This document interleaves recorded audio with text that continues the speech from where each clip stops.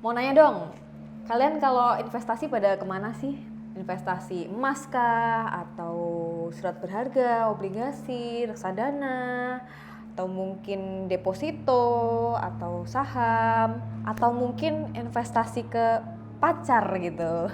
Tapi ternyata dihianatin, aduh sedih sih.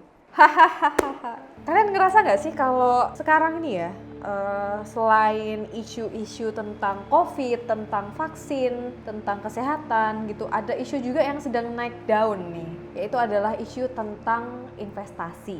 Bener nggak? Gimana? Kalian denger nggak isu-isu tentang hal itu tuh? Mungkin teman-teman juga sering ngeliat berita atau di sosmed gitu ya, sering dibahas tentang berita-berita SWF gitu, Sovereign Wealth Fund gitu, atau mungkin berita-berita tentang Presiden Jokowi menghubungi Elon Musk untuk membuka pabrik Tesla di Indonesia gitu. Pernah nggak baca berita kayak gitu? Mungkin buat teman-teman nih yang masih asing dengan kata-kata SWF gitu atau tadi Sovereign Wealth Fund gitu, aku share sedikit nih. Menurut Investopedia, apa sih sebenarnya SWF itu?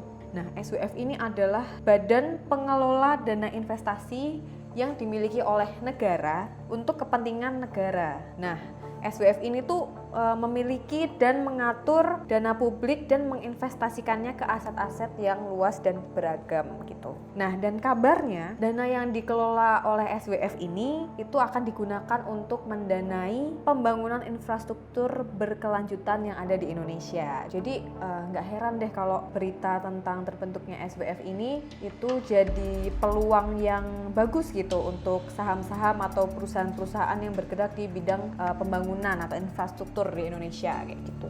Nah, tadi ya itu adalah contoh-contoh berita yang meramaikan dunia perinvestasian di Indonesia, khususnya saham ya. Nah, apalagi nih sekarang pemerintah sedang menggalakkan nabung saham gitu, supaya masyarakat di Indonesia bisa lebih melek tentang investasi.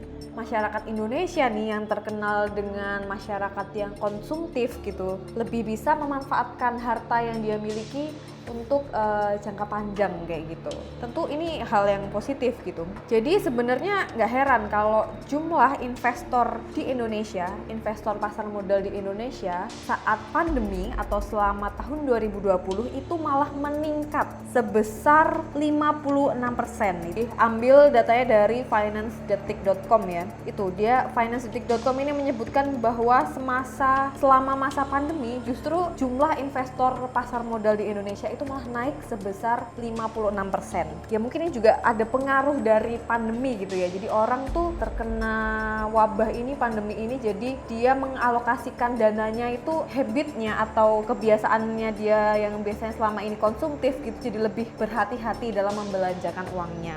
Ya ini sebenarnya sisi positif dari adanya pandemi ini ya. Dan wow, naiknya sampai 56%. Wow banget. Tapi dibalik ramainya dunia investasi di Indonesia ada yang menarik nih, ada fenomena yang menarik. Kalau mungkin teman-teman mengikuti akun-akun tentang belajar saham atau akun orang yang suka berinvestasi di saham gitu, ada yang ramai nih karena ada beberapa komentar-komentar yang dia menceritakan dirinya yang nekat membeli saham menggunakan uang panas gitu.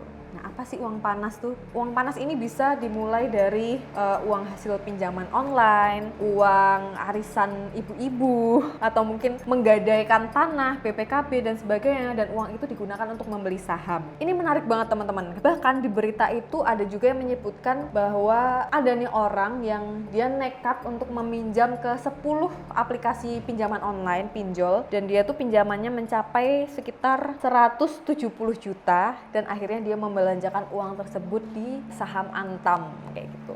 Ini kan kacau gitu ya, kacau. Padahal prinsip investasi itu sendiri adalah harus menggunakan uang yang dingin atau uang yang tidak dibutuhkan dalam jangka waktu yang dekat kayak gitu. Jadi apalagi kalau sampai rugi gitu. Dan akhirnya orang-orang yang menggunakan uang panas ini merugi gitu karena kurangnya edukasi. Dan bahkan ada juga dari mereka yang merugi karena menjadi korban dari influencer yang cara tidak langsung menginfluence mereka untuk membeli saham tertentu yang tidak bisa dipertanggungjawabkan. Jadi sekali lagi ini adalah edukasi yang kurang tentang investasi saham ini sendiri gitu. Karena mungkin juga ada kan orang-orang yang nyeletuk gitu atau bilang gitu, "Bang, lu kaya kan hasil dari main saham gitu. Bang, ajarin dong main saham gitu. Nah ini sebenarnya adalah kata-kata yang agak salah kaprah gitu, karena saham ini bukan mainan sayang gitu. Ini adalah sesuatu yang serius karena ini menyangkut uang gitu, dan uang tidak sedikit gitu. Jadi ya istilah ini adalah istilah yang kurang pas sih menurut saya.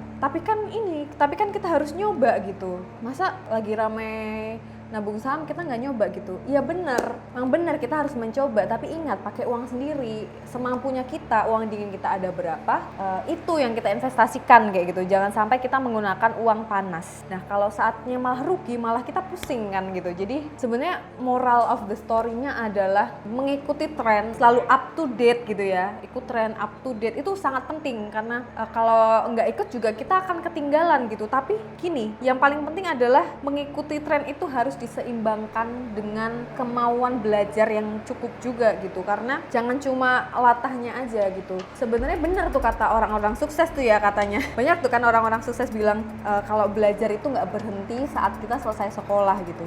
Di kehidupan nyata seperti ini juga kita diharuskan untuk punya kemauan dan punya willingness ya untuk belajar kayak gitu. Jadi janganlah disepelekan yang namanya belajar dari tadi orang-orang yang menggunakan uang panas gitu ya, pinjam ke 10 pinjol sampai ratusan juta membeli saham dan akhirnya dia rugi. Ya itulah buah dari kurangnya edukasi khususnya di masyarakat di Indonesia kayak gitu.